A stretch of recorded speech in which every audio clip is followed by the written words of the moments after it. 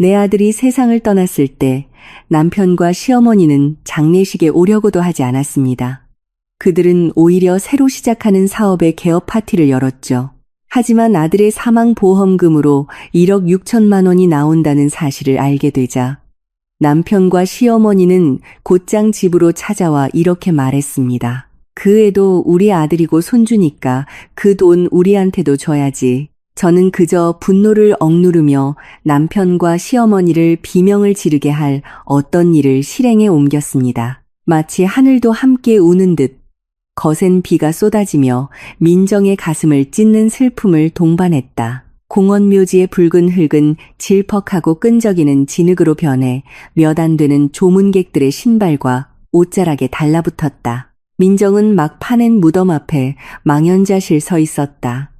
그녀의 몸은 심하게 떨리고 있었다. 단지 뼛속까지 파고드는 차가운 바람 때문만은 아니었다. 그녀의 유일한 아들 민준이 이제 영원히 떠나버렸다는 혹독한 현실 때문이었다. 머리를 덮은 히잡 대신 단정하게 묶은 머리카락은 흠뻑 젖어 창백한 얼굴에 달라붙었고 얼굴은 눈물로 범벅이 되어 있었다. 그녀의 시선은 아직 완전히 덮이지 않은 흙더미를 향해 멍하니 고정되어 있었다. 저 안에는 아들의 차가운 몸이 말없이 누워 갑자기 너무나 잔인하게 느껴지는 이 세상에 그녀를 홀로 남겨두었다.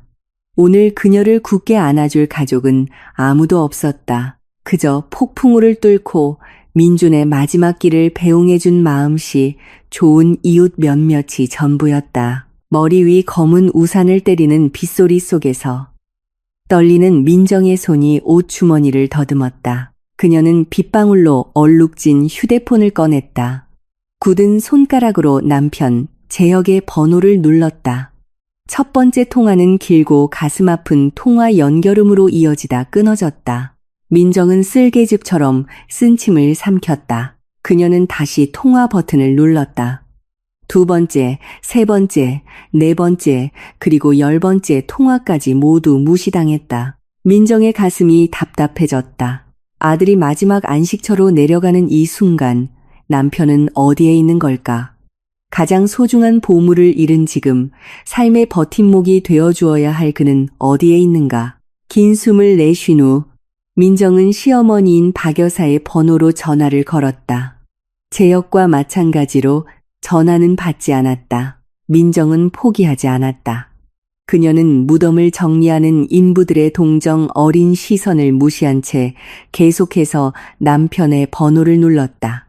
민정은 재혁이 필요했다.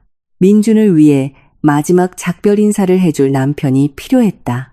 하지만 그녀가 얻은 것은 전화기 너머의 침묵뿐이었다. 수십 번의 시도 끝에 10몇 번째 통화에서 마침내 통화 연결음이 멈췄다.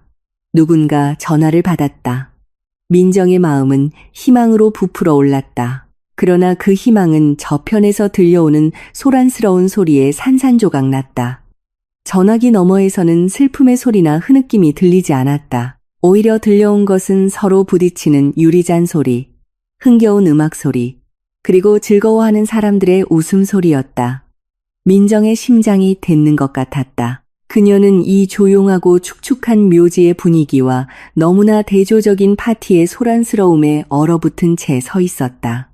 시끄러운 곳에서 멀어지는 발소리가 들렸다. 그리고 남편의 차갑고 퉁명스러운 목소리가 민정의 귀에 들려왔다. 재혁은 조금의 후회나 슬픔의 기색도 없이 말했다. 재혁은 민정에게 빨리 민준을 묻으라고 했다. 지금 자신과 어머니는 새로 오픈하는 고급 한우 전문점의 개업식에서 중요한 투자자들을 맞이하느라 매우 바쁘다고 말했다. 재혁은 심지어 그 투자자들의 존재가 자신의 사업 미래에 매우 중요하기 때문에 더 이상 쓸데없는 전화로 자신을 방해하지 말라고 소리치듯 경고했다. 배경에서는 박 여사가 재혁에게 빨리 손님들 자리로 돌아오라고 소리치는 목소리가 들렸다. 장례식 같은 건 민정이 알아서 처리할 수 있으니 축제 분위기를 망치지 말라고 투덜거렸다. 전화는 재혁에 의해 일방적으로 끊겼다. 민정의 뺨을 세게 때리는 듯한 뚜뚜 소리만 남았다. 민정은 천천히 손을 내렸다. 휴대폰이 손에서 거의 떨어질 뻔했다. 그 남자, 자신의 남편은 아들의 마지막 길을 배웅하는 것보다 레스토랑 개업식과 투자자들의 돈을 더 중요하게 여겼다. 그동안 가슴에 쌓여있던 슬픔이 서서히 형태를 바꾸기 시작했다. 마음 한구석에서 작은 분노의 불꽃이 타올랐지만 몸이 너무 지쳐 터뜨릴 수 없었다. 그녀는 그저 소리 없이 흐느끼며 빗물이 눈물을 가려주도록 내버려 두었다. 인부들이 마침내 흙을 다듬고 민준의 이름이 새겨진 나무 묘비를 세웠다. 비가 점점 거세지자 이웃들은 하나둘씩 작별 인사를 하고 떠났다.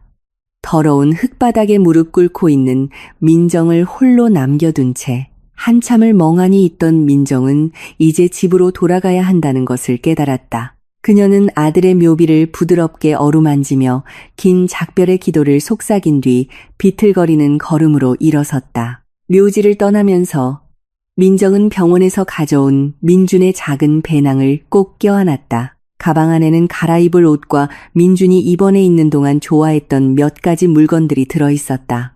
집에 도착한 민정은 텅 빈 거실 테이블 위에 가방을 내려놓았다. 그곳에는 아무도 없었다. 집은 유난히 춥고 공허하게 느껴졌다. 민정은 의자에 앉아 천천히 아들의 가방 지퍼를 열었다. 민준의 마지막 유품들을 정리할 생각이었다. 환자복 사이에서 민정의 손가락이 민준이 입원했던 병원 로고가 찍힌 갈색 봉투에 닿았다.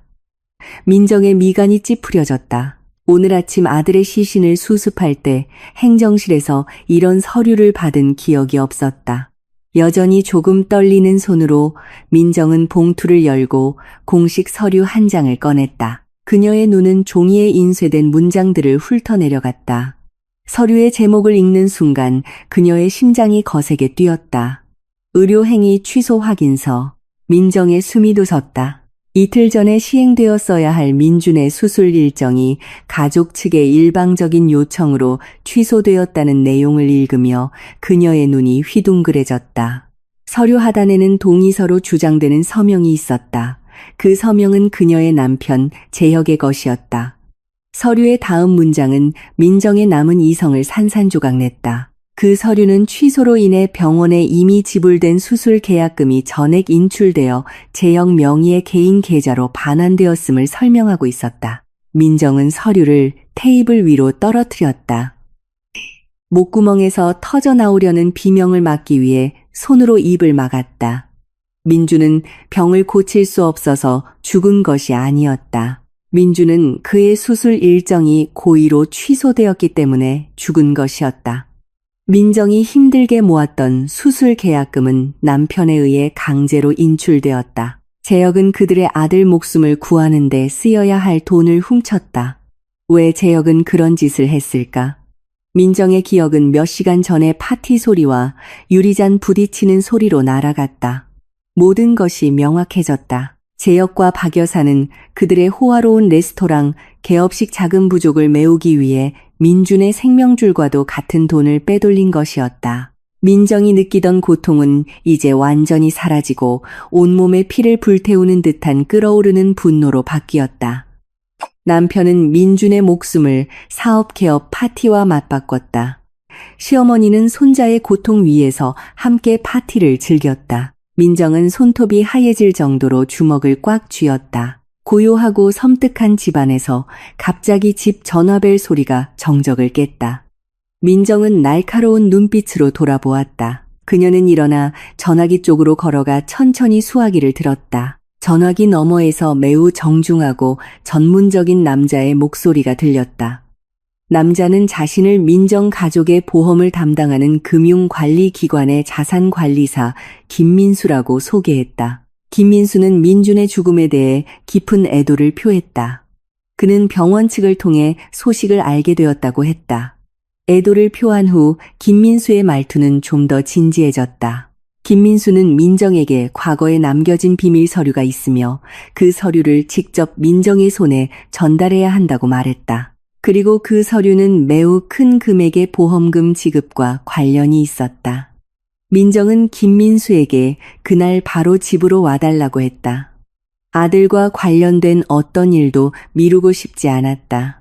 약 1시간 후 한 대의 차가 민정의 집 앞에 멈췄다.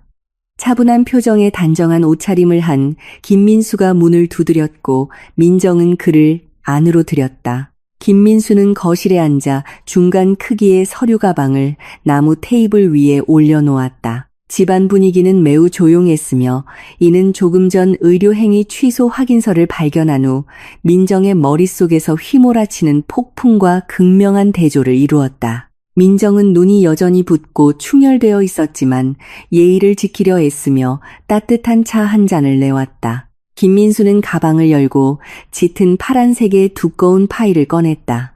그는 동정심 가득하지만 여전히 전문적인 시선으로 민정을 바라보았다. 김민수는 방문 목적을 설명하기 시작했다. 그는 서류를 펼쳐 몇 년 된 생명보험 증권 몇 장을 보여주었다. 김민수는 민준의 친부이자 민정의 첫 번째 남편이 비극적인 사고로 사망하기 직전 생명보험에 가입했다고 설명했다. 그 보험증권은 민준의 미래와 교육비를 보장하기 위해 특별히 설계된 것이었다. 민정은 김민수의 설명을 주의 깊게 들었다. 기억은 과거로 거슬러 올라갔다. 성실하고 가족을 무척 사랑했던 첫 남편의 모습이 떠올랐다. 첫 남편은 항상 민준의 미래를 생각했다. 심지어 마지막 순간까지도 그는 이토록 귀중한 재정적 보호장치를 남겨주었다.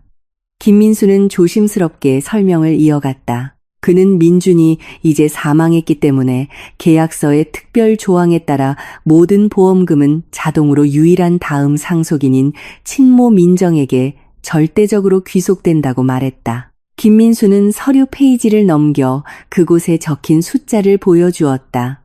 총 보험금 지급액은 1억 6천만 원에 달했다. 매우 큰 금액이었다.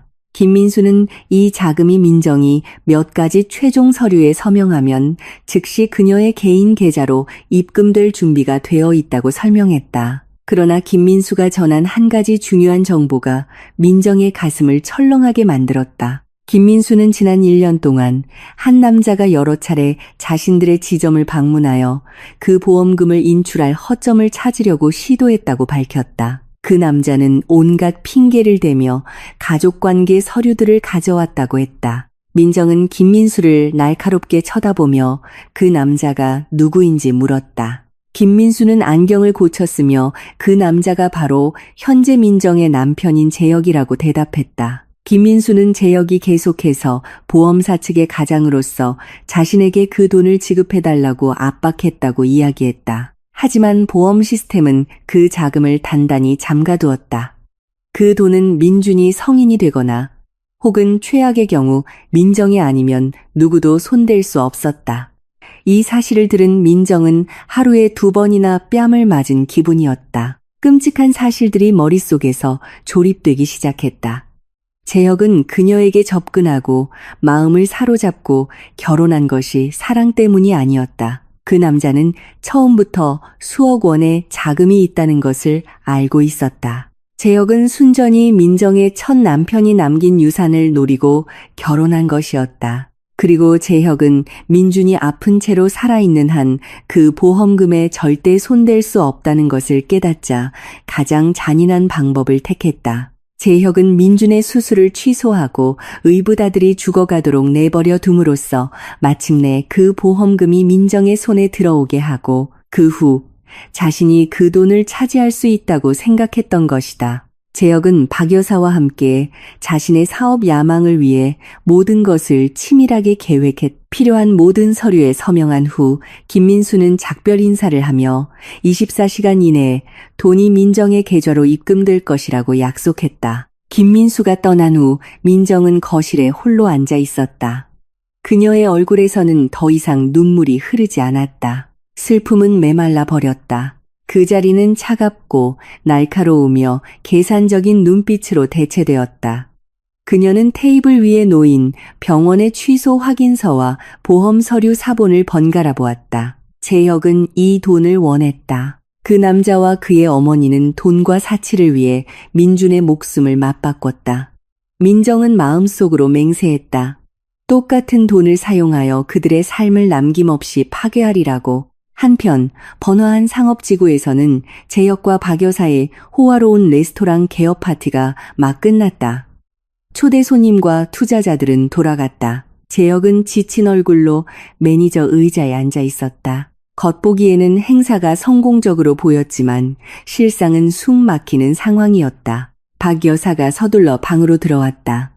그녀의 손에는 식자재 공급업체와 행사 장식 업체에서 막 받은 청구서 뭉치가 들려 있었다. 박 여사는 당황한 표정으로 제역의 책상 위에 청구서들을 내려놓았다. 개업 파티 비용이 초기 예산을 훨씬 초과하여 부풀어 올랐던 것이다. 그들은 투자자들에게 좋은 인상을 주기 위해 비싼 케이터링, 호화로운 장식, 그리고 최고급 엔터테인먼트를 고용했다. 제역이 강제로 인출한 민준의 수술 계약금으로는 이 불어난 청구서를 모두 감당하기에 턱없이 부족했다. 업체들은 그날 밤 즉시 완납을 요구했고 일부는 제역이 연체 대금을 즉시 해결하지 않으면 법적 조치를 취하겠다고 위협했다. 제역은 거칠게 얼굴을 문질렀다. 그에게는 더 이상 현금이 없었다. 모든 자본은 건물 임대와 주방 설비 구매에 소진된 상태였다. 다음 날 아침 다급해진 박 여사는 평소 거래하던 은행을 찾아갔다. 그녀는 레스토랑 사업자 등록증을 담보로 긴급 대출을 신청할 생각이었다. 박 여사는 은행 직원 앞에 앉았다. 직원이 재무 배경 확인을 위해 박 여사의 가족 정보를 시스템에 입력하던 중 미간을 찌푸렸다. 은행 직원은 가족관계 증명서에 며느리로 등록된 민정의 이름을 알아보았다. 박 여사의 나쁜 의도를 알리 없는 은행 직원은 무심코 치명적인 정보를 흘렸다. 직원은 친절하게 박 여사에게 시스템상 오늘 아침 민정의 계좌로 매우 큰 금액의 자금이 이체된 내역이 보인다고 알려주었다. 직원은 보험금 청구로 1억 6천만 원이 성공적으로 지급되어 민정의 계좌에 있다고 언급했다. 박 여사는 잠시 말을 잃었다. 그녀의 눈이 즉시 환하게 빛났다. 1억 6천만 원이라는 숫자가 머릿속을 맴돌았다. 그 돈은 모든 업체 빚을 갚고도 레스토랑의 추가 자본이 되기에 충분했다. 박 여사는 서둘러 대출 신청을 취소하고 은행을 뛰쳐나왔다. 그녀는 숨을 헐떡이며 즉시 제역에게 전화했다. 그녀는 방금 은행에서 들은 기쁜 소식을 전했다. 박 여사는 민준의 사망보험금이 마침내 지급되었고 지금은 그 바보 같은 며느리의 손에 있다고 말했다. 레스토랑 청구서로 골머리를 앓던 제역은 갑자기 환하게 웃었다. 그의 사악한 계획이 결실을 맺은 것이었다. 그들 둘은 그 돈을 빼앗기 위한 계략을 즉시 세우기로 합의했다. 그들은 민정이 아들의 죽음으로 큰 충격을 받았을 것이라고 생각했다. 그들은 민정의 슬픔을 이용하기로 했다. 제역과 박 여사는 그날 밤 집으로 돌아가기로 계획했다. 가장 설득력 있는 슬픔의 가면을 쓰고 가장 상심한 가족인 척 연기하여 민정의 손에서 수억 원의 돈을 빼앗기 위해서였다. 밤이 깊어지며 뼛속까지 파고드는 차가운 공기가 스며들었다. 하지만 그 추위는 이제 민정의 마음속에 자리 잡은 냉혹함에 비할 바가 아니었다. 그녀는 거실 의자에 미동도 없이 앉아 어둠이 서서히 방구석을 기어올라 모든 것을 뒤덮도록 내버려 두었다.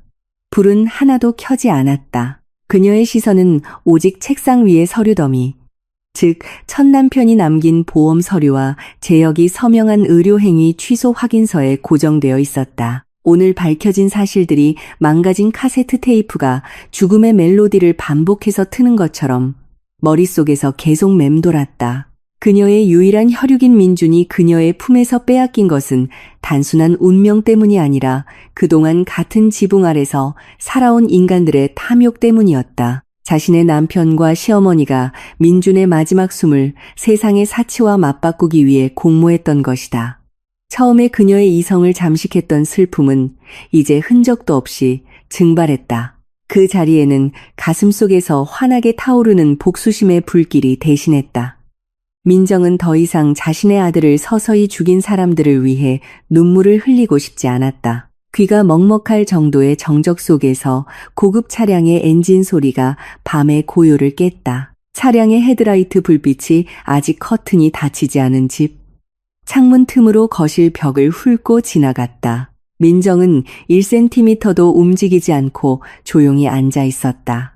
이렇게 한밤중에 찾아온 이가 누구인지 그녀는 잘 알고 있었다. 은행 직원이 의도치 않게 제 역할을 다해 보험금 지급에 대한 귀중한 정보를 시어머니에게 흘렸을 것이다. 예상대로 차량의 시동이 꺼진 직후 서둘러 문을 쾅 닫는 소리와 함께 앞마당을 가로지르는 급한 발걸음 소리가 들렸다. 현관문이 거칠게 밀쳐져 활짝 열리자 문지방에 숨을 헐떡이며 서 있는 재혁과 박 여사의 모습이 드러났다. 재혁은 1초도 지체하지 않고 민정이 앉아있는 곳으로 달려갔다. 그는 차가운 바닥에 몸을 던져 아내의 발 아래에 무릎을 꿇었다. 매우 비통하고 꾸며낸 듯한 울음소리가 집안의 정적을 깼다.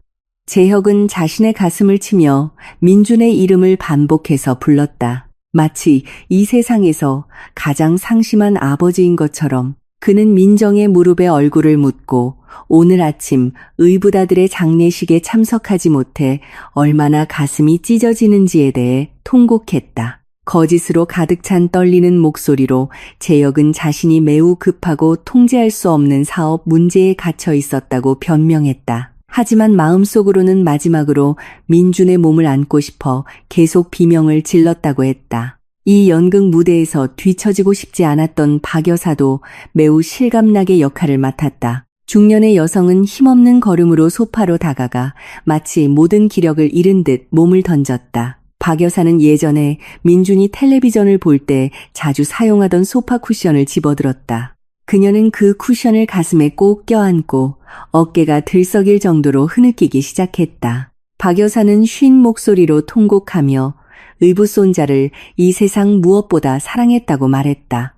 민준이 떠났다는 소식을 들었을 때 얼마나 놀라고 가슴이 무너졌는지 이야기했다. 마치 민준의 시신이 무덤으로 내려갈 때 민정의 전화를 무시하라고 재혁에게 시켰던 사람과 다른 사람인 것처럼 행동했다. 민정은 무표정한 얼굴로 그 모든 통곡을 들었다. 그녀의 시선은 곧고 텅 비어 있었다. 하지만 그녀의 마음은 남편과 시어머니의 입에서 나오는 모든 거짓말을 날카롭게 파헤치고 있었다. 그녀는 자신의 손가락을 잡으려는 재혁의 손길을 느꼈고 그 더러운 손을 엄청난 혐오감으로 뿌리치지 않기 위해 모든 정신력을 동원해야 했다. 지금 그녀의 손가락을 꽉 쥔 손은 수술 취소 확인서 한 장을 위해 민준의 삶의 희망을 앗아간 바로 그 손이었다. 민정은 재혁이 계속 말하도록 내버려두며 이 조작적인 대화가 어디로 향할지 기다렸다. 그녀는 이 악어의 눈물이 그들의 진짜 목적지로 가는 다리일 뿐이라는 것을 알고 있었다. 울음으로 충분히 설득력이 생겼다고 느꼈는지 재혁은 일부러 붉게 만든 얼굴을 천천히 들어 올렸다. 그는 매우 역겨운 애처로운 눈빛으로 민정을 바라보았다. 절망적으로 들리도록 조절된 목소리로 재혁은 고인이 된 민준의 미래와 꿈에 대해 언급하기 시작했다. 재혁은 이제 민정의 손에 들어온 민준의 친부가 남긴 보험금 지급에 대한 소식을 들었다고 말했다. 그는 민준이 그 돈이 아무런 유익 없이 은행에만 머무는 것을 본다면 매우 슬퍼할 것이라는 조작적인 문장을 만들어냈다. 이어서 재혁은 민정에게 그 보험금 전액을 자신에게 넘겨달라고 간절히 부탁했다. 그 돈을 레스토랑의 추가 자본으로 사용하여 사업을 더욱 키우겠다는 달콤한 이유를 댔다. 재혁은 그 레스토랑의 성공을 전적으로 민준의 이름을 기리는 데 바치겠다고 약속했다. 아직 쿠션을 껴안고 있던 박 여사는 소파 위에서 아들의 말에 즉시 맞장구를 쳤다. 그녀는 거짓된 동정심이 가득한 목소리로 재혁의 모든 말을 옳다고 했다. 박 여사는 이런 슬픈 시기에는 가족이 서로를 지지하고 믿어야 한다고 민정을 설득했다. 돈에 미친 그 늙은 여자는 심지어 민정이 보험금을 넘겨주기만 한다면 진심으로 민정을 아끼고 친딸처럼 대하겠다고 약속했다. 그들 둘은 계속해서 민정의 마음을 달콤한 약속과 역겨운 도덕적 이유로 폭격했다. 슬픔에 잠긴 어머니는 마음이 혼란스러워 마음의 평화를 찾기 위해 무엇이든 쉽게 내어줄 것이라고 생각했다. 제역과 박 여사가 그들의 구슬림을 마치자 방 안에는 다시 정적이 흘렀다. 그들 둘은 희망에 찬 가슴으로 민정의 반응을 숨죽여 기다렸다. 천천히 민정은 제역의 소나귀에서 자신의 손을 뺐다. 그녀는 자세를 바로잡고 남편의 눈을 똑바로 쳐다보았다. 민정의 입가에 얇고 매우 차가운 미소가 번졌다. 그 미소는 따뜻함이라고는 전혀 찾아볼 수 없었고 오히려 죽음의 기운을 뿜어냈다. 매우 차분하고 단조로운 목소리로 민정은 천천히 고개를 끄덕였다. 그녀는 그들 둘의 생각을 이해할 수 있으며 그 보험금은 가족을 위해 큰일에 쓰여야 한다는 것에 동의한다고 말했다. 민정은 그 수억 원의 돈 전부를 제역에게 넘겨줄 의사가 있음을 밝혔다. 제역과 박 여사의 얼굴이 즉시 환하게 밝아졌다. 그들이 지금까지 보여주던 거짓된 슬픔은 흔적도 없이 사라졌다. 그 자리에는 그들의 눈에 너무나 선명하게 드러난 탐욕의 빛이 대신했다. 제역은 환호성을 지를 뻔했다. 그는 아내의 친절함을 칭찬하며 수천 번의 감사를 표했다. 하지만 그들의 기쁨이 더 커지기 전에 민정은 한 손을 들어 그들의 환희를 멈췄다. 민정은 상속법과 관련된 보험금 이전은 ATM 기계로 돈을 이체하는 것만으로는 할 수 없다고 단호한 어조로 설명했다. 민정은 그들에게 한 가지 절대적인 조건을 제시했다. 그녀는 제역과 박 여사에게 다음 날 아침 자신의 변호사 사무실로 와서 은행 측의 권리 포기 조건으로 몇 가지 공식 서류에 서명해달라고 요청했다. 조금도 망설이지 않고 제역과 그의 어머니는 그 조건을 흔쾌히 수락했고 자신들이 방금 호랑이 아가리로 걸어 들어갔다는 사실도 모른 채 들뜬 마음으로 집을 나섰다. 다음 날 아침 태양은 마치 곧 파멸을 맞이할 탐욕스러운 인간들의 어리석음을 비웃는 듯 매우 뜨겁게 내리쬐었다. 제역과 박 여사는 새벽부터 일어났다. 그들은 몸단장을 하고 가진 옷 중 가장 좋은 옷을 입었다. 곧 부자가 될 성공한 사업가의 이미지를 보여주려 애썼다. 아침 내내 그들의 얼굴에서는 거만한 미소가 떠나지 않았다. 그들은 택시를 빌려 어젯밤 민정이 알려준 법률 사무소 주소로 향했다. 택시 안에서 그들의 대화는 보험금이 넘어오자마자 할 사치와 명품, 구매 계획에서 벗어나지 않았다. 아직 땅에 묻힌 지 하루도 채 되지 않은 고인 민준을 위한 기도나 후회의 말은 단 한마디도 없었다. 그들이 탄 택시는 도심의 한 고급 오피스 건물 앞에 정확히 멈춰섰다. 제역은 가슴을 쫙 펴고 내렸고 그의 어머니는 마치 그 건물의 주인인 양 꾸며낸 걸음걸이로 뒤따랐다. 그들은 안으로 들어갔고 곧바로 최 변호사라는 이름의 선임 변호사 방으로 안내되었다. 최 변호사는 누구든 마주하면 위압감을 느낄 만큼 매서운 눈빛을 가진 매우 위험 있는 중년의 남자였다. 최 변호사는 이 복수 계획을 깔끔하고 법적으로 유효하게 실행하기 위해 민정이 특별히 고용한 인물이었다. 제역과 박 여사가 시원하고 우아한 방으로 들어섰을 때 그들은 민정이 이미 한 의자에 조용히 앉아 있는 것을 보았다. 그녀는 한마디 말도 없이 그들의 도착을 기다리고 있었다. 최 변호사는 제역과 박 여사에게 자기 앞에 앉으라고 권했다. 방 안의 분위기는 매우 격식 있고 딱딱했다. 최 변호사는 튼튼한 티크나무로 만들어진 책상 서랍을 열고 서류 뭉치가 든 두꺼운 파일을 꺼냈다. 그는 그 파일을 제역 바로 앞에 놓았다.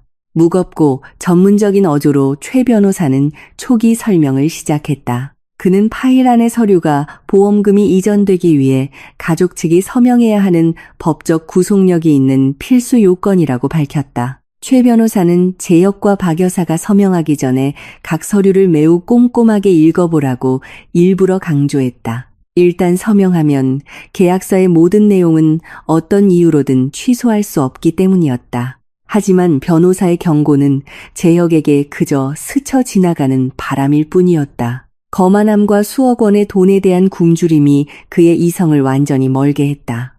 복잡한 법률 용어로 가득 찬 두꺼운 서류 뭉치를 본 재혁은 하나하나 읽기가 매우 귀찮았다. 그는 종이 위의 모든 글씨가 그저 신경 쓸 필요 없는 평범한 관료 절차라고 생각했다. 그의 생각에 민정은 감히 자신을 속일 용기가 없는 순종적인 여자였다. 재혁은 최 변호사가 내민 펜을 잡고 서류 뭉치를 마지막 페이지로 바로 넘겨 망설임 없이 인지 위에 자신의 서명을 했다. 아들이 서류에 서명하는 것을 본 박 여사도 펜을 들어 재혁의 이름 아래 증인 및 보증인란에 서명했다. 역시 계약서 내용을 한 글자도 읽지 않은 채였다. 최 변호사는 눈썹을 살짝 치켜들며 자기 앞에 앉은 두 인간을 바라보았다. 그는 다시 한번 그들이 방금 동의한 서류 내용을 재검토하고 싶지 않은지 단조로운 어조로 확인 질문을 했다. 재혁은 그저 경멸적인 톤으로 작게 웃으며 손을 허공에 휘저었다. 마치 파리를 쫓아내는 것 같았다. 재혁은 아내를 매우 신뢰하며 오늘 처리해야 할 레스토랑 사업 관련 일이 많아 바쁘다고 말했다. 그 거만한 대답을 듣고 최 변호사는 그저 조용히 고개를 끄덕였다. 그는 서류를 다시 가져와 정리한 뒤 말없이 민정을 바라보았다. 두 사람은 매우 의미심장한 짧은 시선을 교환했다. 치명적인 덫은 이제 단단히 닫혔고 그들의 먹잇감은 제 손으로 안에서 문을 잠가버렸다. 법률사무소를 나오면서 재혁과 박 여사는 마치 구름 위를 걷는 듯한 기분이었다. 그들은 이 싸움에서 매우 화려하게 승리했다고 느꼈다. 방금 서명한 서류 사본을 손에 든 채 그들은 의붓아들의 사망보험금으로 받은 수억 원이 이미 자신들의 소나귀에 들어왔다고 확신했다. 자신감에 찬 재혁은 이 역사적인 날을 축하해야 한다고 결정했다. 그는 어머니를 쇼핑몰에 데려가 비싼 곳에서 식사하고 마치 레스토랑의 모든 재정 문제가 해결된 것처럼 행동했다. 하지만 현실은 업체들의 청구서와 빚쟁이들의 위협이 벼랑 끝에 선 그들의 사업을 계속해서 옥죄고 있었다. 오후가 되자 재혁을 사로잡았던 거짓 용기는 더욱 커져만 갔다. 그는 어머니를 데리고 그 지역에서 매우 악명 높은 사채업자 보스의 본거지를 찾아갔다. 이 사채업자는 이전에 재혁의 호화로운 레스토랑 건설에 매우 큰 초기 자본을 빌려준 사람이었다. 재혁의 방문 목적은 빚을 갚기 위함이 아니라 그 반대였다. 그는 방금 받은 동의서 사본을 가짜 담보로 사용하여 더 많은 돈을 빌릴 작정이었다. 재혁은 새로 빌린 돈으로 레스토랑을 압박하는 업체들을 해결할 계획이었으며 내일 아침 민정에게서 보험금이 바로 입금되어 모든 빚을 한 번에 갚을 수 있을 것이라고 굳게 믿었다. 험상궂은 얼굴의 사람들로 가득 찬 답답한 방 안에서 재혁은 사채업자 보스와 마주 앉았다. 활짝 웃으며 거만한 말투로 재혁은 서류 사본을 책상 위로 던졌다. 재혁은 그 서류가 내일 아침 자신의 계좌로 곧 입금될 사망보험금 지급의 합법적인 증거라고 말했다. 그는 더 큰 축하 파티를 열기 위해 그날 밤 즉시 거액의 추가 대출을 요청했다. 사채업자 보스는 말없이 재혁의 얼굴을 쳐다보며 서류를 집어들고 페이지를 넘기기 시작했다. 읽기 귀찮아했던 재혁과 달리 사채업자 보스는 매우 꼼꼼했다. 그의 눈이 중간 페이지의 문장들을 훑어내릴 때 그의 거친 얼굴에 끔찍한 미소가 번지기 시작했다. 그는 자기 앞에 앉은 오만한 남자의 엄청난 어리석음을 깨달았다. 사채업자 보스의 우렁찬 웃음소리가 답답한 방 안의 긴장을 깼다. 그 웃음소리는 매우 크고 경멸적이었으며 어두컴컴한 방의 벽에 부딪혀 울려 퍼졌다. 사채업자 보스는 배를 잡고 웃어야 할 정도였다. 한편 그의 덩치 크고 험상궂은 부하들도 상사의 반응을 보며 비웃음을 지었다. 맞은편 책상에 앉아있던 재혁은 매우 당황스러웠다. 아까부터 얼굴에 걸려있던 거만한 미소가 서서히 사라졌다. 그 자리는 이해할 수 없다는 표정의 찌푸린 미간으로 대체되었다. 그는 똑같이 어리둥절해 보이는 박 여사 쪽으로 고개를 돌렸다. 재혁은 용기를 내어 사채업자 보스에게 무엇 때문에 웃는지 물었다. 재혁의 생각에는 그는 방금 의부다들의 유산인 수억 원 가치의 보험금 지급 보증서를 제출한 것이었다. 재혁은 심지어 약간 화난 목소리로 쓸데없는 소리 말고 당장 추가 대출금을 지급하라고 요구했다. 그 거만한 요구를 듣자 사채업자 보스는 즉시 웃음을 멈췄다. 그의 표정은 순식간에 매우 차갑고 살벌하게 변했다. 그는 덫에 걸린 어리석은 먹잇감을 보는 포식자처럼 위협적인 눈빛으로 재혁을 쳐다보았다. 일부러 느릿하게 움직이며 사채업자 보스는 서류 사본을 재혁의 얼굴에 그대로 던졌다. 종이들이 책상 위에 흩어지고 일부는 재혁의 무릎 위로 떨어졌다. 사채업자 보스는 재혁에게 서류 첫 페이지에 적힌 큰 제목을 직접 읽어보라고 했다. 눈을 크게 뜨고 탐욕의 눈먼 뇌가 아닌 제대로 된 머리로 읽어보라고 재혁은 약간 떨리는 손으로 무릎에 떨어진 종이 한 장을 주었다. 아침부터 법률 용어 읽기를 꺼려했던 그의 눈은 이제 어쩔 수 없이 종이 맨 위에 굵은 글씨로 쓰인 문장들을 뚫어져라 쳐다봐야 했다. 재혁의 심장은 눈이 그곳에 적힌 단어들을 포착하는 순간 ඈ는 것 같았다. 보험금 지급 위임장에 관한 단어는 단 하나도 없었다. 수억 원의 상속자금을 그의 개인 계좌로 이전한다는 문장도 없었다. 인지가 붙은 종이 위에 매우 명확하고 합법적으로 쓰여 있는 것은 채무 승계 계약서였다. 재혁의 숨이 목구멍에서 막혔다. 그는 서둘러 그 아래의 문장들을 읽어 내려갔다. 한 줄 한 줄 읽을 때마다 그의 공포심은 급격히 커졌다. 그 서류는 제일 당사자인 재혁과 박 여사가 의식적이고 강압 없이 민정의 첫 번째 남편의 남은 모든 빚과 재정적 의무를 승계한다는 내용을 명백히 명시하고 있었다. 그 남자가 남긴 빚은 과거 사업 실패로 인해 수십억 원에 달하는 엄청난 금액이었다. 그리고 이제 그 모든 빚의 부담은 법적으로 전적으로 재혁과 그의 어머니의 책임이 되었다. 아들의 얼굴이 종이처럼 하얗게 질리는 것을 본 박 여사는 재혁의 손에서 서류를 확 낚아챘다. 시력이 예전 같지 않았지만 첨부 서류에 매우 명확하게 적힌 빚의 액수는 읽을 수 있었다. 박 여사의 무릎이 풀렸다. 그녀는 참았던 비명을 지르며 종이를 바닥에 떨어뜨렸다. 마치 그 종이가 손을 태우는 불덩이인 것처럼. 그녀는 공포에 질린 눈으로 재혁을 쳐다보았다. 왜 그들 둘이 그런 서류에 서명했는지 설명을 요구했다. 재혁은 대답할 수 없었다.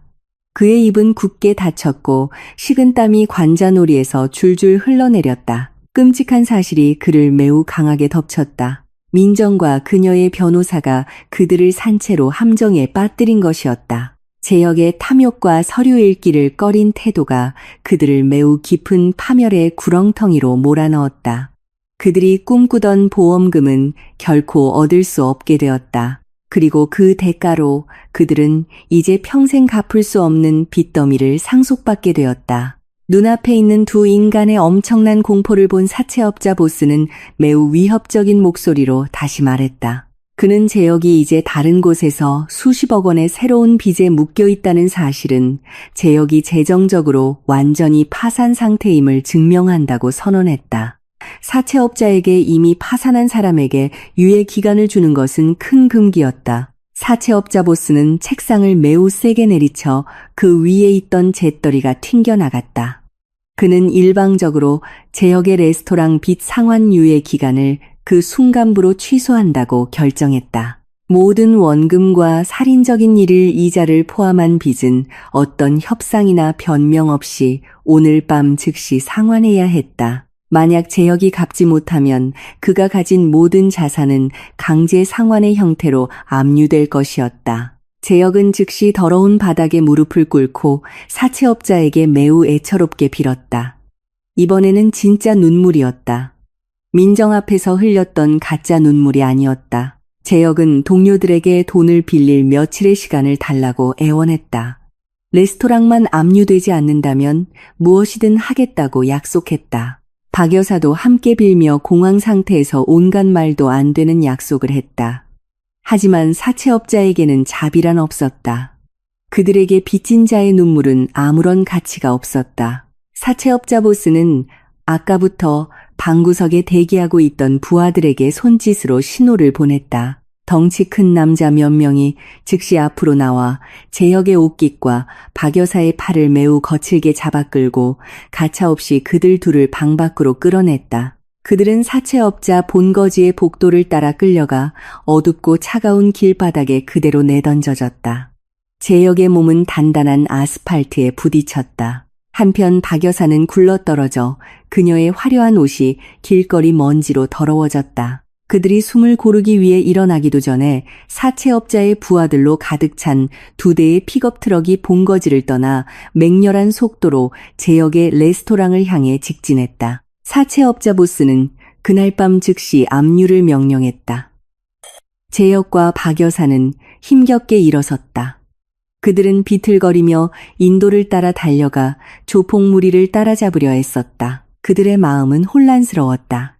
민준의 고통 위에 세워진 꿈의 레스토랑이 이제 완전히 무너질 위기에 처했다는 생각이 머릿속을 가득 채웠다. 그들이 레스토랑이 있는 상업지구에 도착했을 때 눈앞에 펼쳐진 광경은 그들의 남은 희망을 완전히 짓밟았다. 수십 명의 사채업자 부하들이 웅장한 건물을 포위하고 있었다. 그들은 고함과 폭력적인 위협으로 안에 남아있던 모든 직원들을 쫓아냈다. 레스토랑 정문은 매우 두꺼운 쇠사슬로 묶이고 단단히 자물쇠가 채워졌다. 몇몇 조폭들은 안에서 귀중품을 압류하는 모습이 보였다. 비싼 주방기구와 호화로운 가구들을 들어올려 픽업 트럭에 싣고 있었다. 재혁은 그 레스토랑이 자기 것이라고 미친 듯이 소리치며 조폭들의 바리케이드를 뚫으려 했다. 하지만 그는 배에 강한 주먹을 맞고 다시 아스팔트 위로 쓰러졌다. 박 여사는 길가에서 통곡하며 그들의 모래성이 단 하룻밤 만에 산산조각 나는 것을 지켜보았다. 그들은 모든 것을 잃었다. 재산, 존엄성, 그리고 이제 그들은 수십억 원의 빚에 쫓기는 노숙자가 되었다. 밤은 점점 짙어지고 이제 길거리 보도블록 구석에 웅크리고 앉은 재혁과 박 여사에게는 숨막히는 시간이었다. 아침에 입었던 화려한 옷은 이제 더럽고 구겨져 단 몇 시간 만에 180도 뒤바뀐 그들의 운명과 꼭 닮아 있었다. 그들의 자랑이었던 웅장한 레스토랑은 사채업자들에게 남김없이 완전히 장악당했다. 도움을 요청했을 때 전화를 받아주는 지인이나 사업 파트너는 단 한 명도 없었다. 사람들은 돈이 있어 보일 때만 가까이 다가온다는 것을 증명했다. 절망이 마음을 어둡게 하는 가운데 재혁은 갑자기 주먹을 꽉 쥐었다. 고통과 분노를 참느라 붉어진 그의 눈은 이제 어머니를 날카롭게 쳐다보았다. 막다른 골목에 몰린 그의 머릿속에는 이 지옥에서 벗어날 수 있는 유일한 길이라고 믿는 이름 하나만 남아 있었다. 그 이름은 민정이었다. 재혁은 박 여사의 팔을 거칠게 잡아끌어 이미 다리가 지쳐 떨리는 늙은 여인을 억지로 일으켜 세웠다. 재혁은 어머니의 얼굴 앞에서 소리쳤다.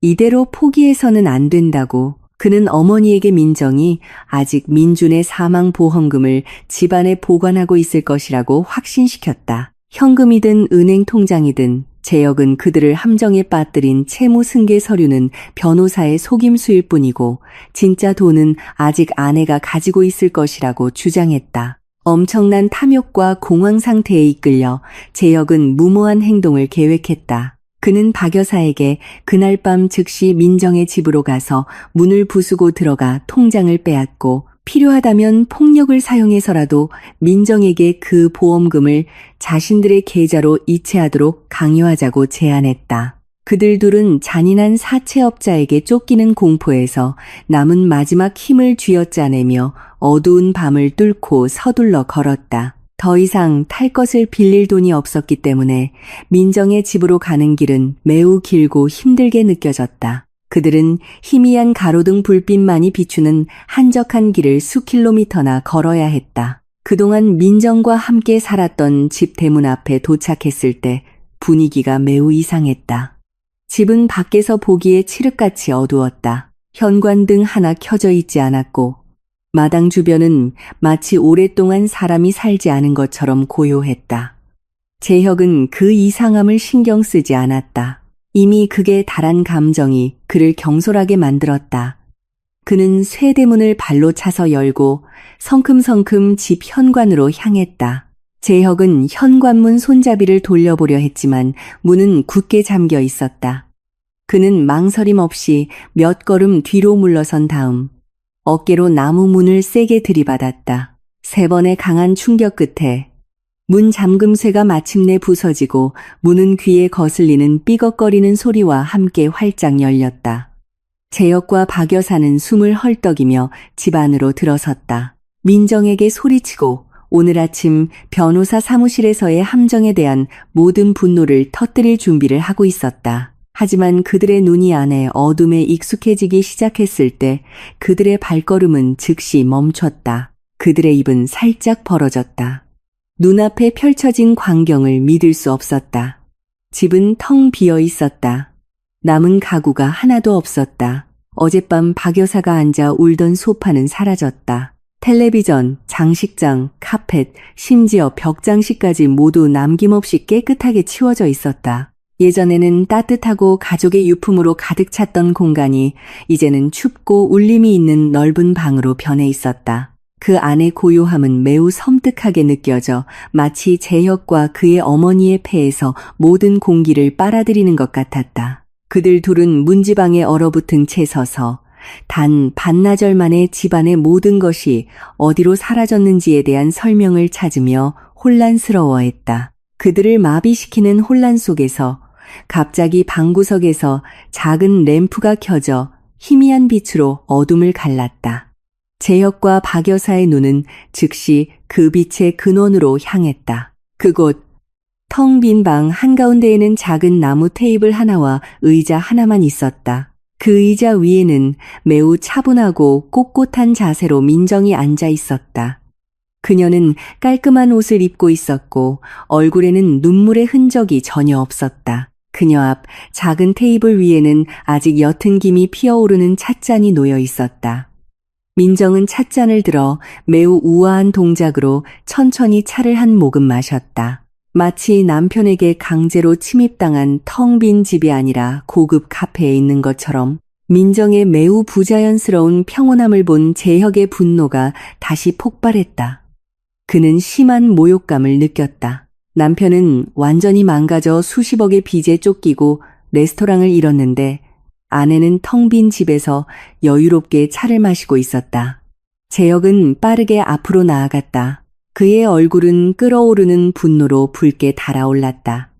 그는 민정의 얼굴을 손가락질하며 거친 말로 소리치고 설명을 요구했다. 재혁은 이 집의 모든 물건은 어디에 있으며 의붓아들의 사망보험금은 어디에 숨겼는지 물었다. 그는 아내가 당장 수억 원의 돈을 내놓지 않으면 집안을 부수고 민정을 해치겠다고 위협했다. 재혁 뒤에 서 있던 박 여사도 욕을 퍼부으며 자기 남편의 가족을 빚의 구렁텅이에 빠뜨린 은혜도 모르는 교활한 여자라고 민정을 불렀다. 두 사람의 고함과 물리적 폭력 위협에 직면했지만 민정의 표정은 전혀 변하지 않았다. 그녀는 두려움의 기색을 보이지 않았고 떨지도 않았으며 물러서지도 않았다. 민정은 천천히 찻잔을 다시 테이블 위에 매우 조심스럽게 내려놓았다. 그녀는 고개를 들어 매우 날카롭고 얼어붙을 듯한 시선으로 재혁의 눈을 똑바로 쳐다보았다. 재혁이 결혼 생활 수년 동안 한 번도 본 적 없는 시선이었다. 그리고 민정은 매우 차가운 비웃음을 지었다. 그녀는 재혁의 질문에 하나도 대답하지 않았다. 그녀는 방의 고요함이 남편의 고함 소리를 흡수하도록 내버려 두었다. 이는 재혁에게 마치 생명 없는 얼음 조각상에게 소리치는 듯한 심리적 효과를 주었다. 무시당하고 더욱 굴욕감을 느낀 재혁은 정말로 자제력을 잃었다. 그는 손을 들어 민정의 옷깃을 잡기 위해 앞으로 나아갔다. 아내를 강제로 말하게 하기 위해 폭력을 사용할 준비를 했다. 하지만 재혁이 테이블을 향해 2걸음 다가갔을 때 그들 뒤에서 매우 큰 충돌음이 들렸다. 재혁과 박 여사는 놀라서 즉시 뒤를 돌아보았다. 아까 재혁이 부수어 열었던 현관문이 이제 다시 굳게 닫혀 있었다. 문틈 아래로 덩치 큰 남자 몇몇이 바깥 현관에 서서 지키고 있는 그림자가 보였다. 밖에서 강철 자물쇠가 돌아가는 소리가 텅 빈 방 안에서 매우 선명하게 들렸다. 이어서 문손잡이에 큰 자물쇠가 걸리는 소리가 들렸다. 재혁의 심장이 잠시 잡는 것 같았다. 그는 즉시 민정을 버리고 현관으로 달려갔다. 그는 공황 상태에서 문손잡이를 돌렸다. 하지만 문은 전혀 움직이지 않았다. 재혁은 반복해서 몸을 부딪히고 있는 힘껏 문을 발로 차며 밖에 있는 누구든 문을 열라고 소리쳤다. 하지만 밖에서는 아무런 대답이 없었다. 오직 죽음과 같은 정적만이 흘렀다. 박 여사는 창문으로 달려가 열어보려 했다. 하지만 집의 모든 창문은 밖에서 못으로 박혀 있었고 튼튼한 쇠창살로 덮여 있었다. 진짜 공포가 이제 그들의 마음을 잠식하기 시작했다. 아까 타오르던 오만함과 분노는 순식간에 꺼지고 그 자리에는 엄청난 두려움이 대신했다. 재혁은 천천히 몸을 돌려 아직도 의자에 조용히 앉아있는 민정을 쳐다보았다. 그들은 방금 매우 끔찍한 현실 하나를 깨달았다. 그들은 이 집에 침입한 것이 아니라 방금 자발적으로 감옥 안으로 걸어 들어온 것이었다. 자신의 유일한 아들의 죽음에 가장 큰 원한을 품은 사람과 함께 단단히 갇혀버린 것이다. 텅 빈 방 안에서 재혁과 박 여사를 덮친 공포는 시간이 흐를수록 더욱 숨막히게 느껴졌다. 재혁은 계속해서 밖에서 굳게 잠긴 현관문에 몸을 부딪혔다. 텅 빈 집의 벽에 부딪혀 울리는 큰 충격음을 냈다. 그의 숨은 가빴다. 식은땀이 그의 얼굴과 목 전체를 적셨다.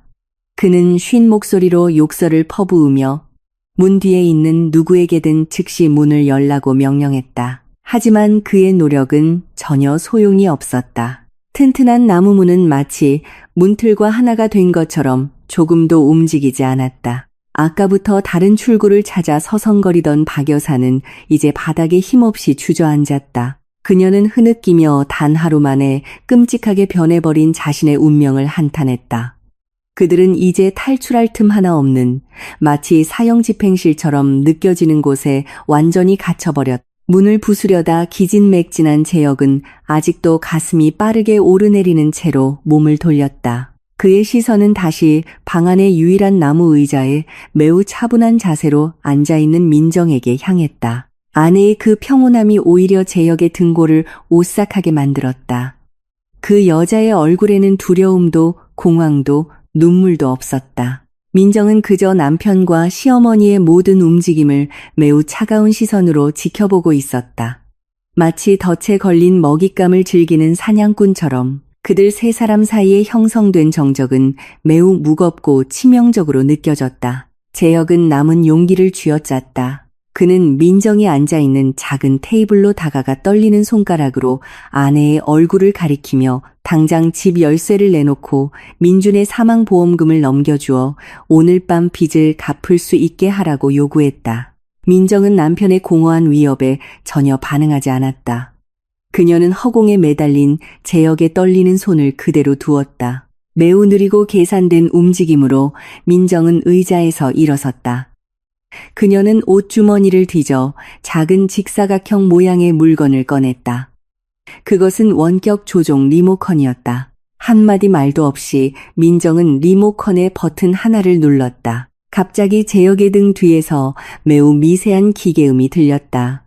아까부터 집 천장에 숨겨져 있던 프로젝터가 켜지며 방의 어둠을 가르는 밝은 빗줄기를 쏘았다. 그 빛은 정확히 민정의 책상 뒤에 있는 텅 빈 벽을 향했다. 그 벽을 매우 큰 스크린으로 바꾸었다. 재혁과 박 여사는 즉시 말을 잃었다. 그들의 관심은 온통 집벽에 나타나기 시작한 영상에 쏠렸다. 스크린에는 꽤 선명한 화질의 감시 카메라 녹화 영상이 나타났다. 영상 속의 배경은 재혁과 박 여사에게 매우 익숙한 곳이었다. 그것은 고인이 된 민준이 입원했던 병원의 행정실 복도였다. 카메라의 시점은 정확히 접수 창구를 향하고 있었다. 얼마 지나지 않아 영상 속에 재혁의 모습이 나타났다. 그는 서둘러 접수 창구로 다가갔고 아무도 자신을 보지 않는지 좌우를 살폈다. 텅 빈 방 안의 재혁은 힘겹게 침을 삼켰다. 아내가 무엇을 틀고 있는지 깨닫는 순간 그의 다리는 갑자기 힘이 풀리는 듯했다. 그는 얼굴을 돌리려 했지만 그의 눈은 마치 벽의 스크린에 잠긴 듯했다. 바닥에 앉아있던 박 여사는 두 손으로 입을 막았다. 그녀의 눈은 그들 가족의 모든 파멸의 시작을 목격하며 휘둥그레졌다. 벽의 영상은 소리 없는 화면이 아니었다. 민정은 프로젝터를 방구석에 놓인 스피커와 연결해 두었다. 병원 복도의 특징적인 소음이 텅 빈 집안에 울려 퍼지기 시작했다. 그리고 영상 속 재혁과 병원 직원 사이에 매우 선명한 대화가 들려왔다. 재혁의 바리톤 목소리가 울려 퍼졌다.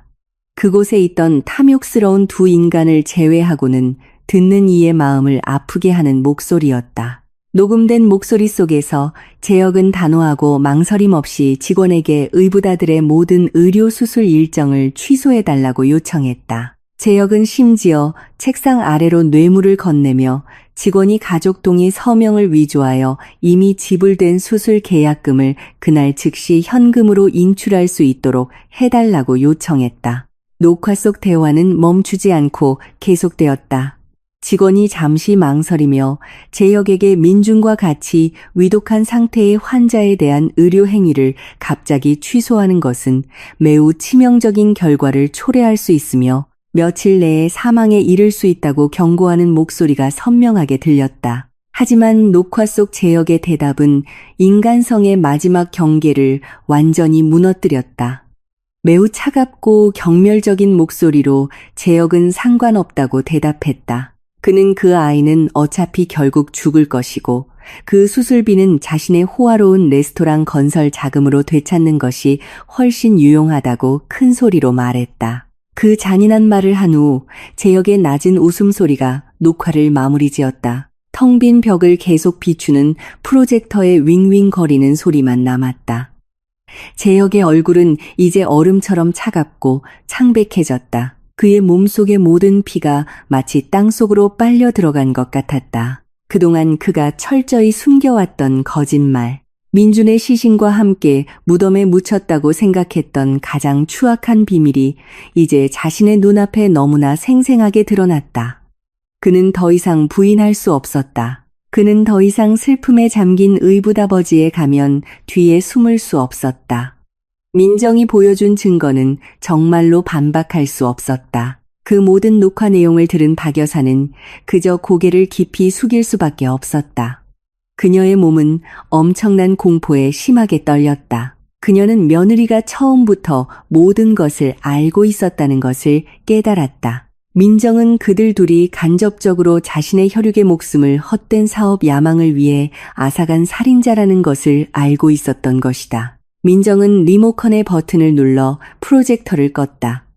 방은 다시 약간 어두운 분위기에 휩싸였다. 하지만 공기 중의 긴장감은 이전보다 수십 배는 더 숨막히게 느껴졌다.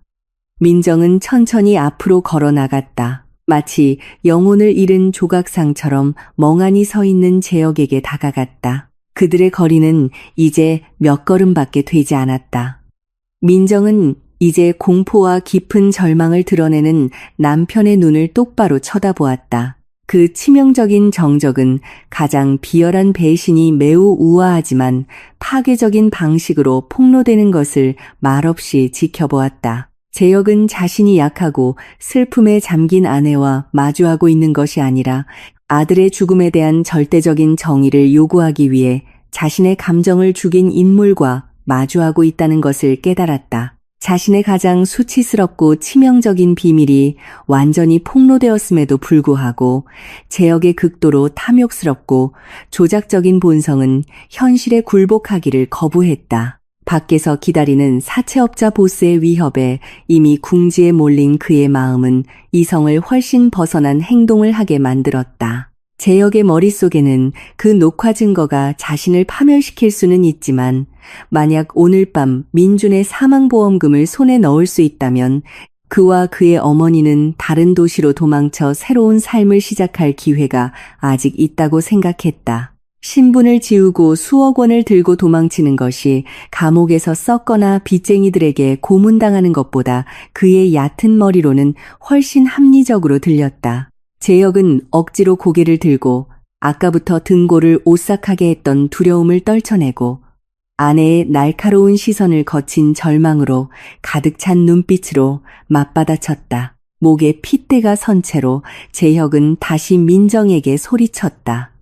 그는 자신이 방금 의붓아들을 죽인 것이 증명되었다는 사실을 완전히 무시했다. 재혁은 매우 큰 목소리로 민정에게 당장 1억 6천만 원의 보험금을 내놓으라고 요구했다. 그는 주먹을 쥔 채 앞으로 나아가며 아내가 따르지 않으면 매우 치명적인 폭력을 행사하겠다고 위협했다. 재혁은 자신이 가진 CCTV 녹화나 어떤 증거든 상관없다고 소리쳤다. 그는 자신의 호화로운 레스토랑이 사채업자에게 압류되었고 오늘 아침에 함정 문서 때문에 빚이 말도 안 되게 쌓였다고 밝혔다. 따라서 재혁은 자신과 박 여사의 유일한 구원의 길로서 민준의 보험금을 강제로 빼앗을 완전한 권리가 있다고 느꼈다. 그 남자는 계속해서 앞으로 나아가며 민정을 덮쳐 통장이나 자금, 인출 서류를 찾기 위해 아내의 몸을 뒤질 준비를 했다. 아들의 고통과 죽음 위에서 여전히 돈을 구걸하는 남편을 보며 민정은 더 이상 웃음을 참을 수 없었다. 그녀는 낮게 웃었다. 매우 공허하고 메마르며 가슴을 내는 조롱의 음색이 가득한 웃음이었다. 민정의 웃음소리에 재혁의 발걸음이 즉시 멈췄다. 그는 혼란스러운 표정으로 아내를 쳐다보았다. 이토록 목숨이 위태로운 상황에서 무엇이 웃긴지 이해하지 못했다. 민정은 웃음을 멈추고 아까 찻잔을 놓았던 작은 테이블로 천천히 걸어갔다. 테이블 아래에서 민정은 중간 크기의 서류 가방 하나를 꺼냈다. 그녀는 그 가방을 테이블 위에 놓고 딸깍하는 소리와 함께 걸쇠를 풀었다.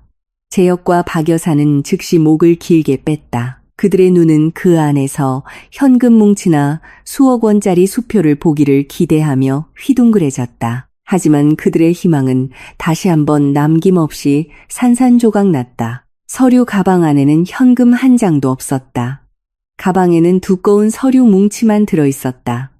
민정은 서류 가방 안에서 진한 잉크가 든 유리병 하나를 꺼냈다. 그녀는 망설임 없이 병뚜껑을 열고 그동안 재혁이 동료들 앞에서 가짜 증거로 필사적으로 찾던 서류 뭉치 위로 내용물을 모두 쏟아부었다. 진한 액체가 종이 위의 모든 글씨를 덮어 재혁이 자신의 구원의 열쇠라고 생각했던 서류들을 파괴했다. 아내의 행동을 본 재혁은 좌절감에 비명을 질렀다. 그는 마치 민정이 방금 자신의 눈앞에서 수억 원을 불태운 것 같은 기분이었다. 하지만 진짜 충격은 아직 시작되지 않았다. 빈 병을 바닥에 던진 후 민정은 오단 주머니를 뒤져 매우 깔끔한 얇은 파일을 꺼냈다. 민정은 그 파일을 열고 내용물을 높이 들어 재혁과 박 여사가 매우 선명하게 볼 수 있도록 했다. 민정의 손에 들린 종이는 그들의 호화로운 레스토랑으로 사용되던 건물과 토지에 대한 등기 권리증이었다. 재혁은 눈을 가늘게 뜨고 증서 위에 적힌 소유자 이름을 읽으려 애썼다. 그가 매우 굵은 대문자로 쓰인 이름을 간신히 해독했을 때 그의 다리는 즉시 힘이 풀려 쿵 하는 소리와 함께 바닥에 주저앉았다. 그가 그토록 자랑스러워했던 레스토랑 증서, 의붓아들의 목숨을 희생시켜 지은 건물이 이제 법적으로 100% 민정의 이름으로 등록되어 있었다. 더 이상 재혁이나 박 여사의 이름은 없었다. 그 서류는 관계 당국에서 공식적으로 발급한 조건 없는 완전한 소유권을 증명하는 합법적인 증거였다. 매우 차분하지만 날카로운 칼날처럼 찌르는 목소리로 민정은 남편과 시어머니가 상상조차 하지 못했던 쓰라린 현실을 설명하기 시작했다. 민정은 날카롭게 속삭이며 그들에게 민준의 친부가 남긴 1억 6천만 원의 보험금 전액이 단 한 번도 은행에 머물러 있지 않았다고 알려주었다. 그 돈이 지급되자마자 민정은 변호사와 함께 그들의 레스토랑을 압류한 사채업자 보스를 찾아갔다. 민정은 보험금 전액을 현금으로 지불하여 마침 압류 자산을 현금화하기 위해 급히 구매자를 찾고 있던 채권 추심 업체로부터 레스토랑과 그 토지 소유권 전부를 합법적으로 구매했다. 민정은 입에서 나오는 모든 단어를 강조했다. 재혁과 박 여사에게 그들이 꿈꾸던 웅장한 레스토랑이 이제 완전히 민정의 소유라는 것을 명확히 듣게 했다. 민준의 보험금이 그들이 빼앗아간 것을 되찾아온 것이었다. 민정이 내뱉은 일련의 사실들은 재혁의 머리를 강타하는 해머 같았다. 남자는 귀륙, 그녀는 계속해서 자기 앞에 있는 두 탐욕스러운 인간이 맞이할 마지막 운명을 설명했다. 민정은 그들에게 레스토랑을 잃고 보험금에서 단 한 푼도 받지 못한 것 외에도 그들 둘은 오늘 아침 서명한 과거의 수십억 원 채무 승계 문서에 법적으로 여전히 묶여 있다고 상기시켰다. 그들은 이제 매일 불어나는 이자를 갚을 자산이 아무것도 없었다. 민정은 재혁과 박 여사의 인생은 끝났다고 선언하며 설명을 마쳤다. 그들은 평생 빚에 쫓기는 노숙자 신세 외에는 아무것도 가진 것이 없었다. 그리고 가장 중요한 것은 그들은 계획 살인자라는 꼬리표를 달고 있다는 것이었다. 민정이 마지막 문장을 마치는 순간 집 밖에서 사이렌 소리가 밤의 정적을 깼다. 그 소리는 서로 응답하듯 울려 퍼지며 점점 더 가까워지더니 마침내 잠긴 집 마당 앞에서 멈췄다. 법 집행기관 차량의 서치라이트가 집벽을 훑으며 못 박힌 창문 틈으로 깜박이며 비쳤다. 재혁과 박 여사는 그 사이렌 소리가 무엇을 의미하는지 즉시 깨달았다. 민정은 그들이 이 집에 도착하기 훨씬 전에 의료 취소 증거 녹화 사본을 관계 당국에 제출했던 것이다. 계획 살인과 사기 혐의로 감옥 독방에서 썩게 될 것이라는 현실이 그들을 온 힘을 다해 덮쳤다. 엄청난 공포는 더 이상 억누를 수 없었다. 한때 매우 거만하고 오만했던 시어머니와 남편은 이제 바닥에서 미친 듯이 비명을 지르며 자신들의 삶의 파멸을 자축하는 파티에 방금 참석했다는 것을 깨달았다. 집 밖에서 울려 퍼지는 경찰 사이렌 소리가 짙은 밤을 뚫고 재혁과 박 여사에게 더 이상 피할 수 없는 파멸의 메시지를 전했다. 법집행기관 차량의 회전등 불빛이 창문 틈으로 밝게 깜빡이며 텅 빈 방 안에 길고 무서운 그림자들을 만들어냈다. 재혁은 방구석에 웅크린 채 두 귀를 단단히 막았다. 마치 그 어리석은 행동이 자신을 덮쳐오는 현실을 멈출 수 있는 것처럼. 박 여사는 히스테리컬하게 울며 손톱이 아플 정도로 나무 바닥을 긁었다. 진짜 공포가 이제 그들의 몸속 모든 세포를 지배했다. 더 이상 탈출구도 그들을 구할 수 있는 거짓말도 없었다. 민정이 매우 치밀하게 준비한 법의 그물에서 벗어날 길은 없었다. 집 밖을 포위한 수십 명의 경찰관들의 무거운 발소리가 들렸다. 현관문을 세차게 두드리는 소리가 연달아 들렸고 이어 집안에 있는 사람들에게 즉시 항복하라고 명령하는 지휘관의 단호한 외침이 들렸다. 그 문은 이전에 민정의 변호사가 고용한 사람들에 의해 밖에서 잠기고 자물쇠가 채워져 있었기 때문에 경찰관들은 진입로를 확보하기 위해 파괴 도구를 사용해야 했다. 수십 킬로그램의 쇠뭉치가 티크나무를 강타하는 소리가 집 안에서 천둥 소리처럼 우렁차게 울렸다. 세 번째 충격에 문 경첩이 산산조각 났다. 문짝이 떨어져 나가 귀가 먹먹할 정도의 굉음과 함께 바닥에 부딪혔다. 무장을 갖춘 수십 명의 제복 경찰관들이 즉시 방 안으로 들이닥쳤다. 그들은 신속하게 흩어져 어둡고 텅 빈 방의 구석구석을 확보했다. 지휘관이 앞으로 나섰다.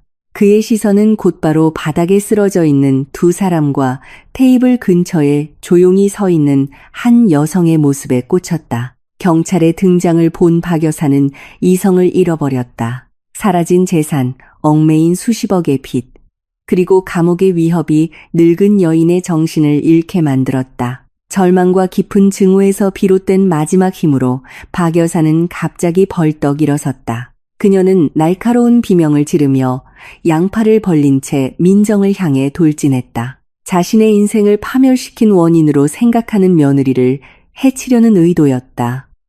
하지만 민정은 자리에서 전혀 움직이지 않았다. 그녀는 시어머니의 맹렬한 공격을 보고도 눈 하나 깜빡하지 않았다. 박 여사의 더러운 손이 민정의 옷에 닿기도 전에 2명의 경찰관이 재빨리 앞으로 뛰어들었다. 그들은 매우 강력한 제압 기술로 박 여사의 양팔을 제압했고 늙은 여인은 몸부림치며 고통스러운 비명을 질렀다. 경찰관은 신속하게 박 여사의 양손목을 등 뒤로 수갑을 채웠다. 그녀의 연약한 몸은 바닥에 무릎 꿇도록 밀쳐졌지만 입으로는 계속해서 욕설을 퍼부으며 존경받는 노인의 모습과는 전혀 다른 더러운 말을 쏟아냈다. 한편 재혁은 저항이 매우 부질없는 행동임을 깨달았다. 한때 매우 거만하고 다른 사람을 조종하기 좋아했던 그 남자는 이제 남김없이 산산이 부서졌다. 그는 2 무릎으로 민정의 발치에 다가갔다. 재혁은 흐느껴 울었다. 그의 눈물이 먼지 쌓인 바닥을 적셨다. 그는 이마가 민정의 신발 끝에 닿을 때까지 엎드렸다.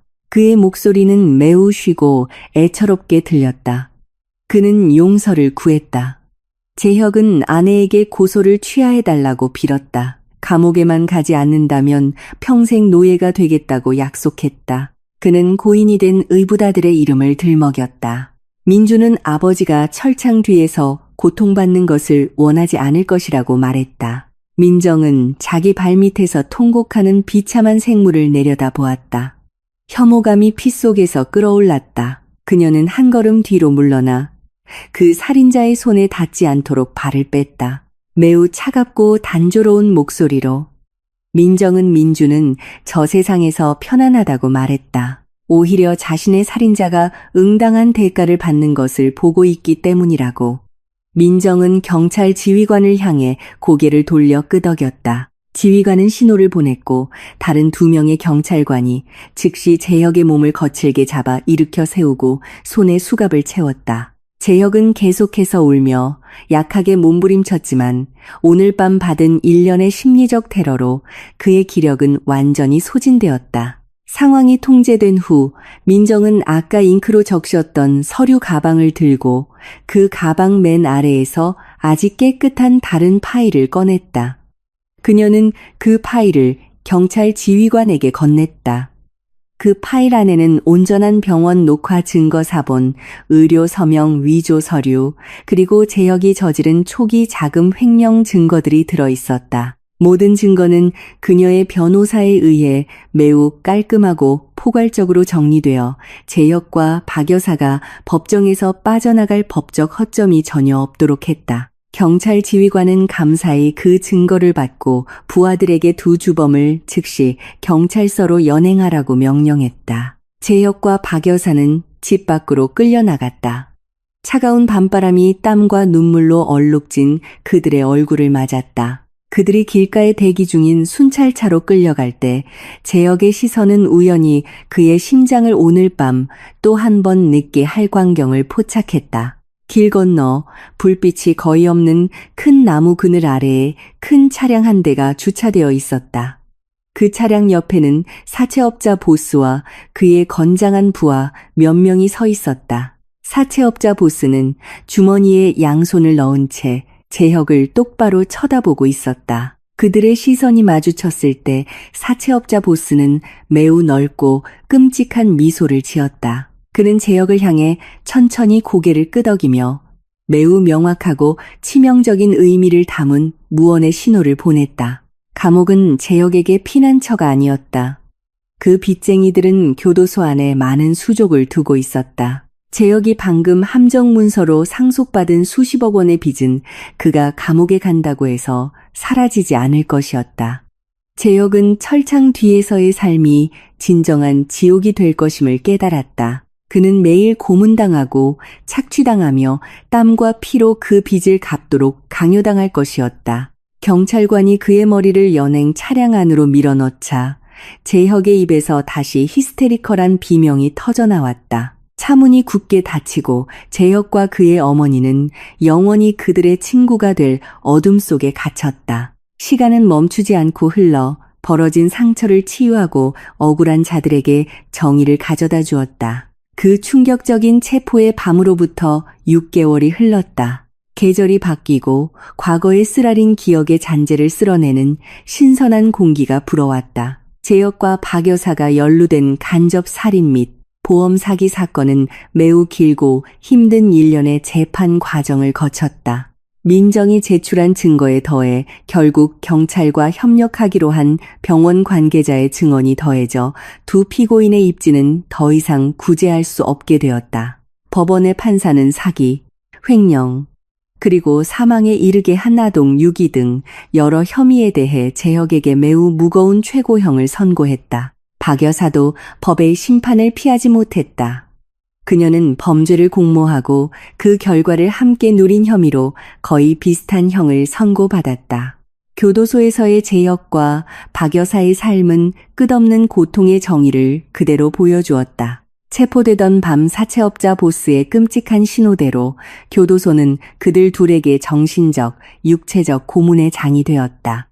사채업자 보스는 교도소 안에 자신의 수감자들에게 법적으로 제역의 책임이 된 과거의 수십억 원 빚을 계속해서 추심하라고 명령했다. 매일 제역은 교도소에서 가장 더러운 일들을 하도록 강요당했다. 그의 식사는 항상 빼앗겼고 몸은 늘 멍투성이었으며 매 순간 그를 덮치는 공포 때문에 편히 잠들 수 없었다. 여자 교도소에 수감된 박 여사도 비참한 운명을 겪었다. 그녀의 건강은 급격히 악화되었다. 그녀의 오만함은 산산조각 나고 그 자리는 아무도 신경 쓰지 않는 후회의 신음으로 바뀌었다. 그들은 민준의 눈물 한 방울 한 방울을 매 순간 배가 되는 고통으로 갚았다. 한편 민정의 삶은 서서히 다시 빛을 찾기 시작했다. 그동안 가슴을 짓누르던 복수심은 완전히 해소되었고 이제 그 빈 공간을 선행과 평화로 채웠다. 예전에 제역이 레스토랑으로 사용하던 웅장한 건물은 형태와 기능이 완전히 바뀌었다. 민정은 남은 모든 보험금과 개인 저축을 사용하여 건물을 전면 개조했다. 그녀는 탐욕을 상징하는 모든 호화로운 장식과 비싼 가구들을 파괴하고 공간 배치를 매우 기능적으로 바꾸었다. 한때 부유한 사람들의 식욕을 만족시키기 위해 설계되었던 그곳은 이제 어려운 가정의 아이들을 위한 무료 진료소로 굳건히 자리 잡았다. 그 진료소는 매우 적절한 치료 시설을 갖추고 있었고 민정의 인도주의적 사명을 돕기 위해 자원한 몇몇 의사들이 있었다. 건물 앞에는 민준 아동 의료센터라는 이름이 크고 선명하게 쓰인 간판이 걸려 있었다. 그녀의 유일한 아들의 이름은 이제 슬픔의 기억이 아니라 불운한 다른 아이들에게 희망과 치유의 상징으로 영원히 남게 되었다. 매일 그 진료소는 무료로 의료 서비스를 받는 아이 환자들의 웃음소리로 가득 찼다. 민정은 직접 그곳을 관리하며 부모가 치료비나 병원 계약금을 낼 수 없어서 목숨을 잃는 아이가 다시는 없도록 했다. 그 진료소의 존재는 가장 비열한 범죄에서도 많은 생명을 구하는 선행이 태어날 수 있다는 명백한 증거가 되었다. 어느 매우 맑은 아침, 어젯밤 내린 비에 젖은 흙냄새를 머금은 부드러운 바람이 불었다. 민정은 공원 묘지의 오솔길을 따라 차분하게 걸었다. 그녀의 발걸음은 6개월 전 아들의 시신을 운구할 때처럼 비틀거리고 무겁지 않고 매우 가볍게 느껴졌다. 그녀는 매우 단정하고 품위 있는 옷을 입고 있었고 완벽하게 다려진 머리 스카프가 이제 매우 평화롭고 화사해 보이는 그녀의 얼굴을 감싸고 있었다. 그녀의 품에는 주위에 향기로운 향기를 퍼뜨리는 신선한 꽃다발이 안겨 있었다. 민정은 묘비들을 지나 마침내 나란히 있는 두 개의 무덤 앞에 도착했다. 그 무덤은 고인이 된 첫 남편과 사랑하는 아들 민준의 마지막 안식처였다. 민정은 두 무덤 사이에 쭈그려 앉았다. 그녀는 흙더미 위에 떨어진 마른 잎사귀 몇 개를 치우고 가져온 신선한 꽃을 매우 조심스럽게 놓았다. 그녀의 손은 민준의 이름이 새겨진 나무 묘비를 사랑스럽게 어루만졌다. 더 이상 슬픔의 눈물이 뺨을 적시지 않았다. 오직 엄청난 안도감을 드러내는 진심 어린 미소만이 있었다. 민정은 시원한 아침 공기에 대고 나지막이 속삭였다. 그녀는 아들에게 모든 것이 끝났다고 이야기했다. 정의는 실현되었고 그 나쁜 사람들은 가장 비천한 곳에서 자신들의 행동에 대한 대가를 치르고 있다고. 민정은 또한 새로 연 진료소에 대해서도 이야기했다. 그녀는 민준의 이름이 이제 병과 싸우고 있는 많은 어린 아이들에게 도움이 되고 있다고 말했다. 민정은 눈을 감고 얼굴을 스치는 바람을 느꼈다. 그녀는 마치 고인이 된 남편과 민준이 다른 세상에서 그녀를 보며 미소 짓고 그녀의 마음을 강하게 하는 축복과 따뜻한 포옹을 보내주는 것 같았다. 정의를 찾는 어머니로서의 그녀의 임무는 끝났다. 지난 반년 동안 어깨를 짓누르던 무거운 짐이 완전히 덜어졌다. 오랜 시간 기도하고 창조주께 감사를 드린 후 민정은 일어섰다. 그녀는 옷매무새를 가다듬고 마지막으로 두 묘비를 바라본 뒤 몸을 돌렸다. 그녀는 고개를 꼿꼿이 세우고 천천히 묘지를 떠났다. 그녀 앞에는 아직 긴 인생길이 펼쳐져 있었다. 비록 혼자 걷고 있었지만 더 이상 외롭지 않았다. 아들에 대한 기억은 항상 그녀의 마음속에 살아있을 것이며 결코 꺼지지 않는 힘이 될 것이다. 민정은 점점 더 밝게 빛나는 아침 해를 보며 미소 지었고 이제 영원한 평화로 가득 찬 인생의 새로운 장을 맞이하기 위해 힘차게 발걸음을 내디뎠다. 민정의 인생은 이제 새로운 장을 열었고 복수의 어두운 이야기는 매우 만족스럽고 의미 있는 결말로 막을 내렸다.